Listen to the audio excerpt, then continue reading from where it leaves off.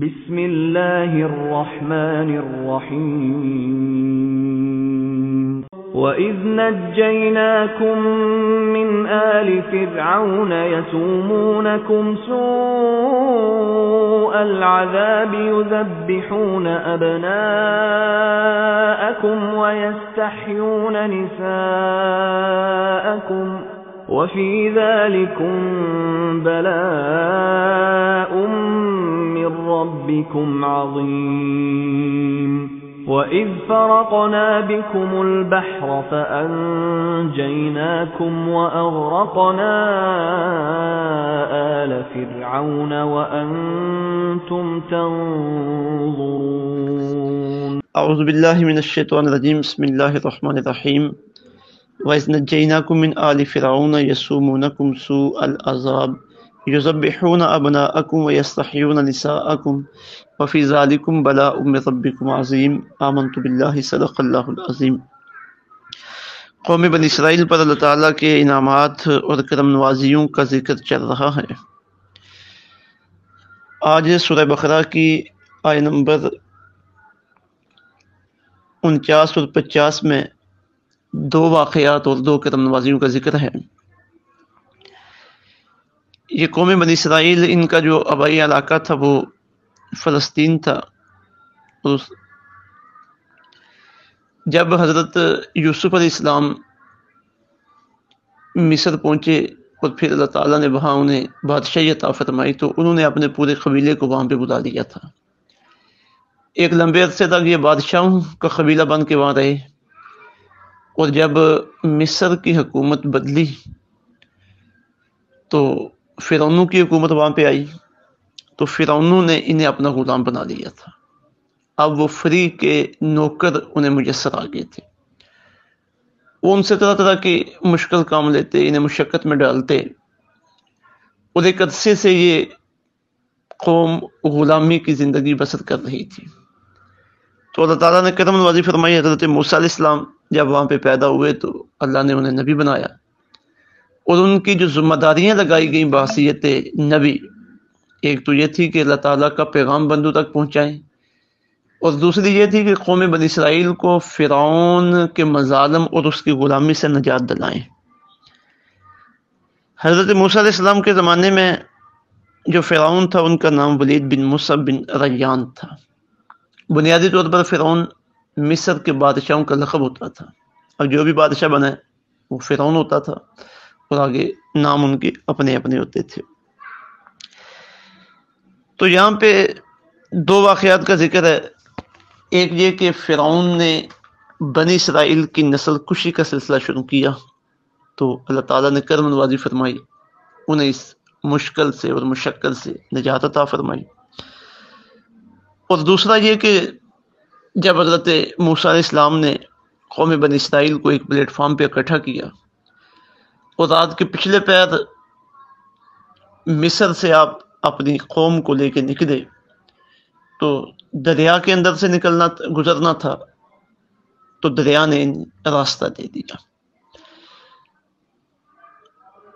اب ان دونوں واقعات کا پس منظر یہ ہے جو تفاسیر کے اندر لکھا گیا کہ فرعون نے جو قوم بنی اسرائیل کی نسل کشی شروع کی، اس کی ایک وجہ تو ایک خواب ذکر کیا گیا ہے کہ اس نے خواب میں دیکھا کہ میری حکومت کو اور میرے تخت کو کچھ چھین رہا ہے۔ تو جب اس نے تعبیر پوچھی تو بتایا گیا کہ قوم بنی اسرائیل سے ایک بچہ پیدا ہوگا جو تو اس سے تیرا تخت چھین لے گا۔ تو اس نے آرڈر جاری کر دیا کہ بنی اسرائیل میں کوئی بھی بچہ پیدا ہو تو اسے قتل کر دیا جائے، تاکہ ان کا کوئی بچہ بڑی عمر تک پہنچ ہی نہ سکے۔ تو کئی ہزار بچوں کو اس نے قتل کروایا۔ حضرت موسیٰ علیہ السلام نے پیدا ہونا تھا اور اس کے مقابلے میں کھڑا ہونا تھا، تو اللہ تعالیٰ کی تقدیر اس کے اس عمل پہ غالب آئی اور آپ بچ گئی۔ اور دوسری وجہ یہ کہ فرعون نے جب دیکھا کہ بنی اسرائیل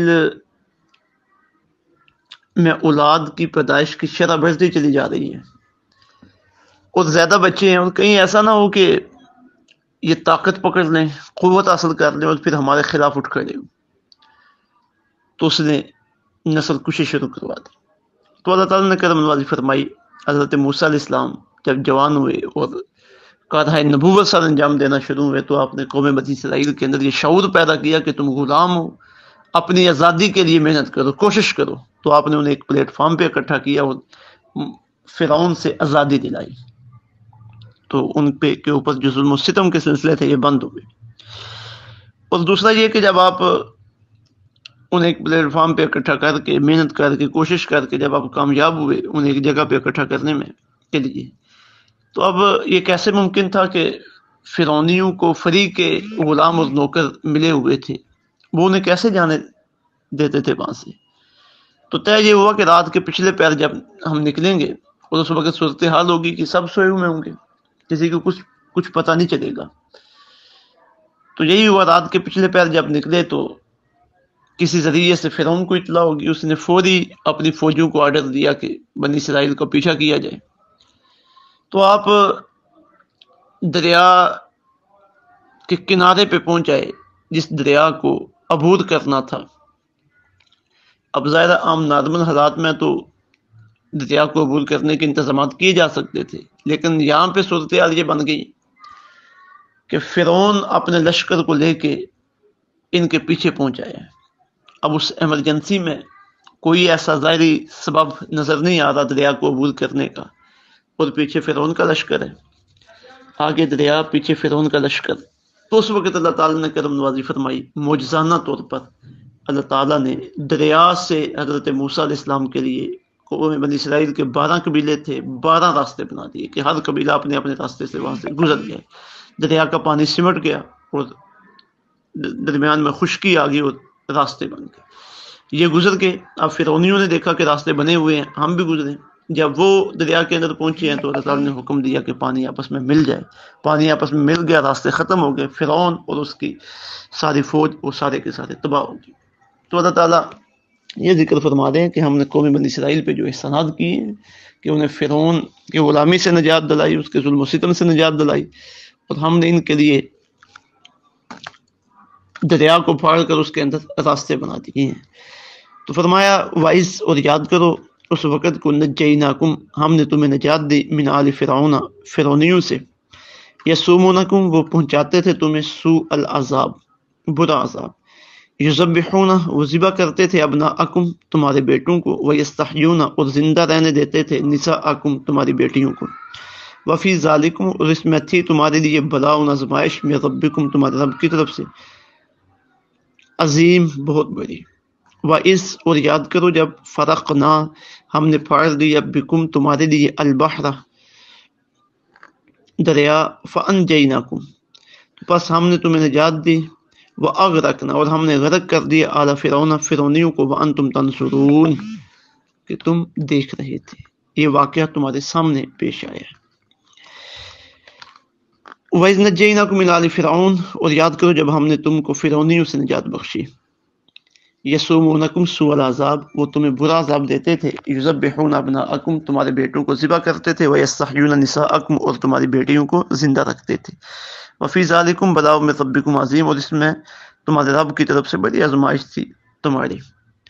اب ظاہر جب مشقت آئے، مصیبت آئے، پریشانی آئے، وہ بھی انسانوں کے لیے آزمائش ہوتی ہے کہ اب اسے صبر و استقامت کے ساتھ نبھانا ہے یا اللہ رب العزت کی نافرمانی اور اس کی بارگاہ میں گلے شکوے کرنا شروع کر دینے ہیں. تو فرمایا جو تمہاری نسل کشی شروع ہو گئی تھی، یہ بہت بڑی آزمائش تھی اللہ تعالیٰ نے جس سے تمہیں آزاد کیا.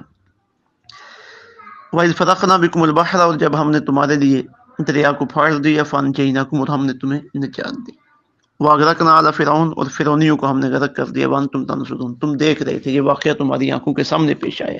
فرعون کو، اس کے لشکروں کو تم نے اپنی آنکھوں کے سامنے غرق ہوتے ہوئے دیکھا، اور یہ تمہارے اوپر ہمارا انعام تھا، مہربانی تھی، اور ان کے اوپر ہمارا عذاب تھا.